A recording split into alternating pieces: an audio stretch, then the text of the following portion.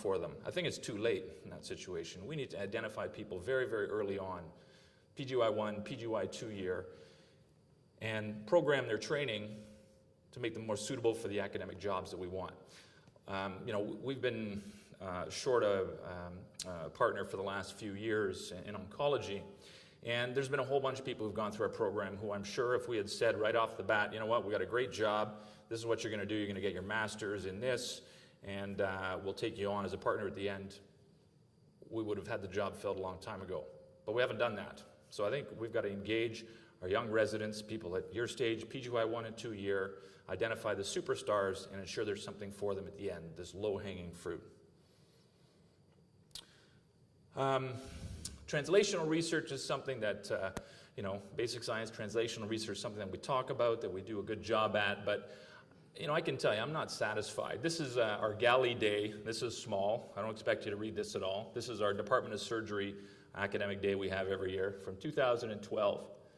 Not a single orthopedic presentation on this, not one, all right? There's a lot of great basic science, translational presentations, not one from orthopedics. This is 2012. In the last couple of years, there's been one presentation from orthopedics each from a graduate student, none from a resident, okay? Where were those residents? I don't know, maybe they were doing this, okay, when all this was going on. We need to do a better job, without question, a better job at translational research. So we have a musculoskeletal center, which is an extra departmental unit, approved at the university level, at the faculty level, with engagement in various different departments and divisions. There's a collaborative graduate program in musculoskeletal science, but I think it's incumbent upon us to try to recruit from outside or develop from inside the outstanding basic science and translational researchers. That's really what we need to have in order to collaborate. Our research day, and I see you, this is not the research day, you've got a separate research day, traditionally has been for residents, and it's good, but I think it could be much better. We need to engage undergraduate students, promote undergraduate students presenting their research, award them for presenting their research, have our faculty members present their research, okay? Be much more broad-reaching than we do already. I've named a vice chair of research, Albert Yee. I think that's a huge step forward to try to push this vision. We need to ensure that the endeavors in translational research is tied in to academic mentorship as well. There's that word yet again. There's got to be something that people can get in return, seed grants in order to support that, those translational research endeavors, and ultimately incentivize enrollment in our surgeon scientist training program. It used to be a huge thing. 5 out of 6 people in my year went into the surgeon scientist program. Now it's unusual if 1 or 2 people goes into the surgeon scientist program.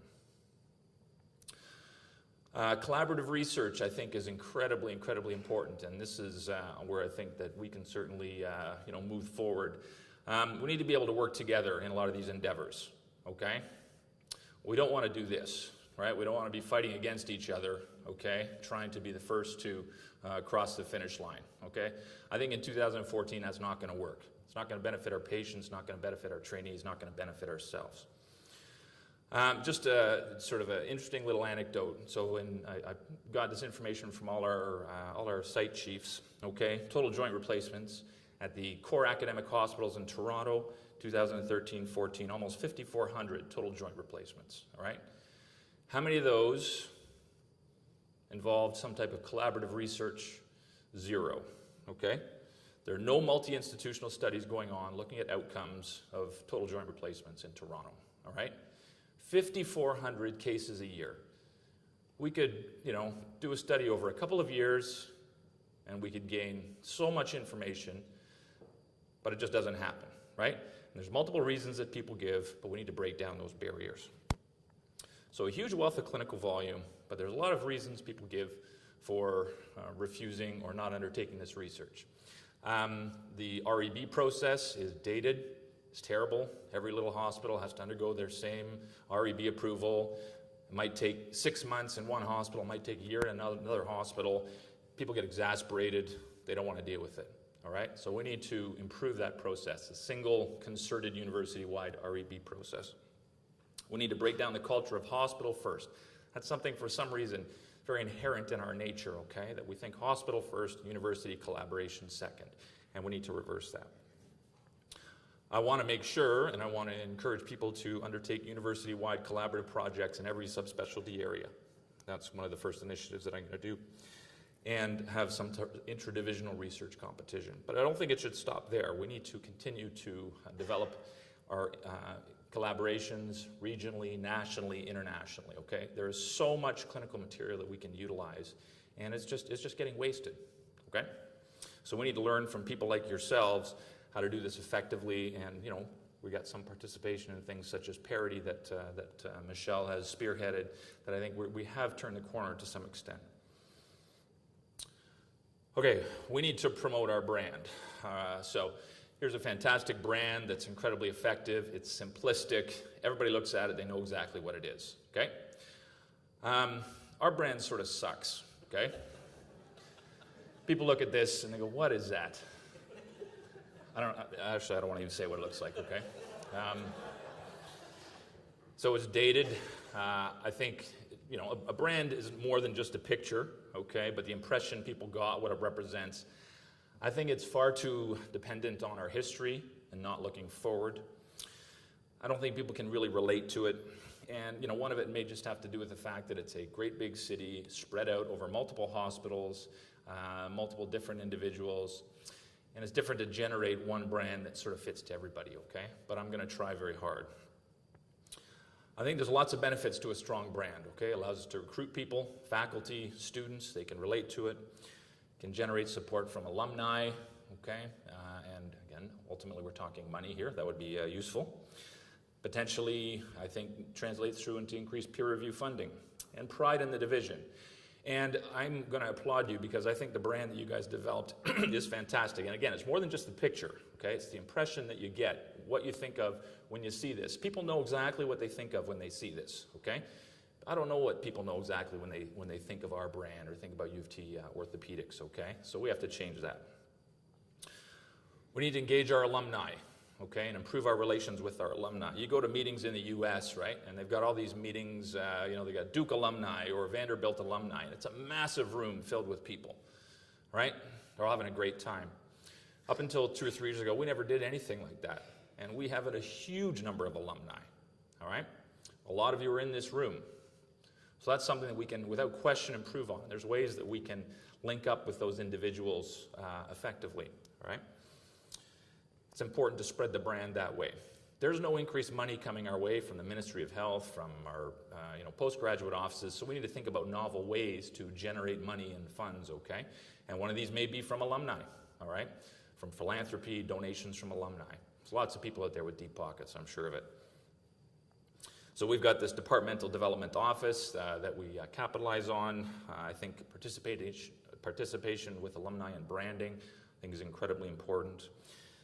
Social media, which is the last thing I'm going to talk about here, alumni liaison and alumni committee, I think, are all important endeavors. So final thing is utilizing modern IT and social media. Not quite like this, I don't think, but I think we need to utilize something like this clearly to our advantage, and we do, again, a terrible job at this, okay? I'm going to go back to our evaluations for a second, okay? Here is the extent of the evaluations that we do, okay? And you know how we do them? I sit and I print out a piece of paper, and I go and I circle these little numbers here, and that gets faxed or that gets scanned and set in, put into a central repository. It's ridiculous, absolutely ridiculous. I did that, like 30 years ago when I was in high school, okay? Can't believe we're doing the same thing now, but we are. Same thing here, professionalism form. We have stacks and stacks of these stupid professionalism forms sitting around, okay? So we're developing this Google Drive project with our postgraduate office, which is a point of contact evaluation. You guys are probably already there, and we're totally lagging behind you guys.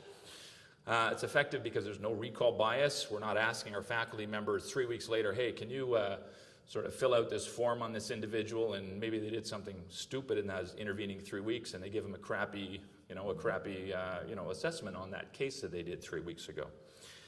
Faculty become much more engaged if you give them just a quick link on their cell phone. What does everybody do as soon as they finish the case? I know all you guys what you do. You grab your cell phones and you go right to your cell phones, right?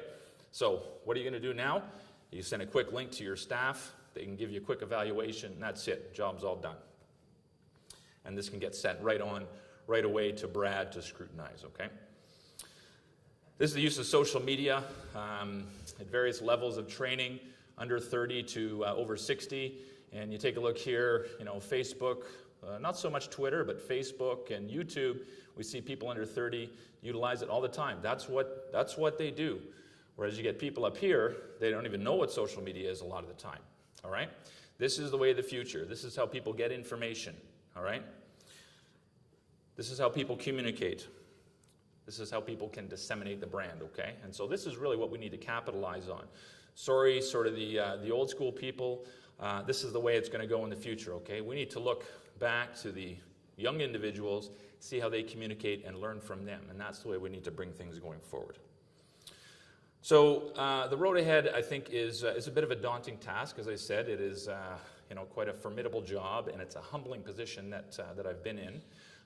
But I think that there's a lot of consistent messages that sort of I've given here today, recurrent themes, things like mentorship, branding, use of social media, engagement of our young trainees, relations with alumni. I should have put collaboration in here as well. And a lot of these things are consistent in Mo's presentation as well. And I think the bottom line is we need to be a very, very open division. We need to be able to be willing to collaborate, work with individuals anywhere in the world, not be so insular and reserved. And I think that going forward we'll be able to achieve that.